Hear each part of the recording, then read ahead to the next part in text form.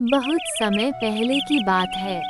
एक छोटे से गांव में रामू नाम का एक गरीब किसान रहता था। उसके पास न धन था, न बड़ी जमीन, लेकिन उसका मन सदा सच्चा और ईमानदार था।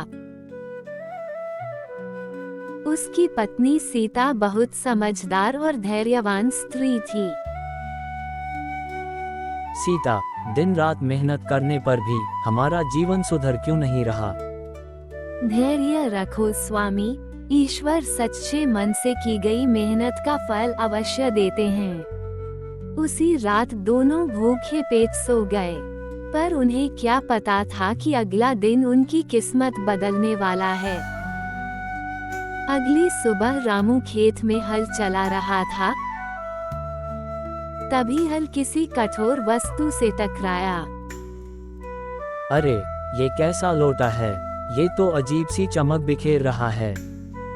जैसे ही रामू ने लोटा उठाया, उसमें से एक गूंजती हुई आवाज आई। जो सच्चे मन से मांगेगा वही पाएगा। हे भगवान, ये तो जादुई लोटा है। रामू उस लोटे को उठाता है और घर ले आता है। यदि यह सचमुच जादुई है तो हे लोटा, हमें 2 रोटियां दे दो। क्षण भर में लोटे से गरम गरम रोटियां निकल आती है। रामू और उसकी पत्नी ये देखकर सन्न रह जाते हैं। उन्हें जैसे अपनी आंखों पर भरोसा नहीं होता है। कितनी अजीब बात है, ये लोटा तो बोल रहा है, अब हमें कभी भूखा नहीं सोना पड़ेगा। उसी गांव में कालिया नाम का एक बहुत ही चालाक और लालची बदमाश रहता था।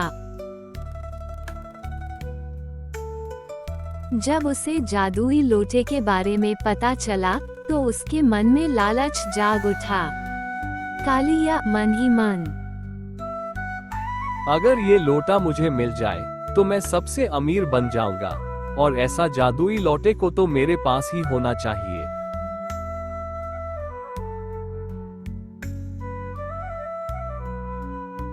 रामू भाई, मैं तुम्हारा शुभ चिंतक हूँ, कुछ समय के लिए लोटा मुझे दे दो। कालिया, ये लोटा केवल जरूरत भर ही देता है।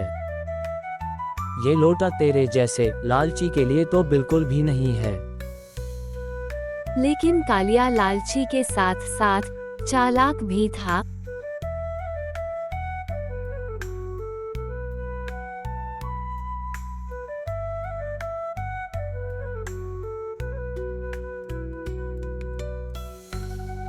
उसने धोखे से रामू से लोटा चुरा लिया।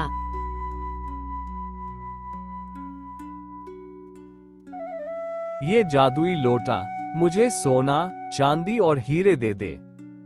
तभी लोटे का रंग काला पड़ गया।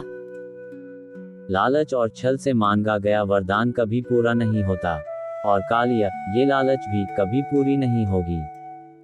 अचानक लोटे से सोने के बजाय कीचड़, मेढक और गंदगी निकलने लगी। बचाओ, बचाओ। सारे गांव वाले कालिया को ऐसी हालत में देख उसका मजाक बनाकर हंसने लगते हैं।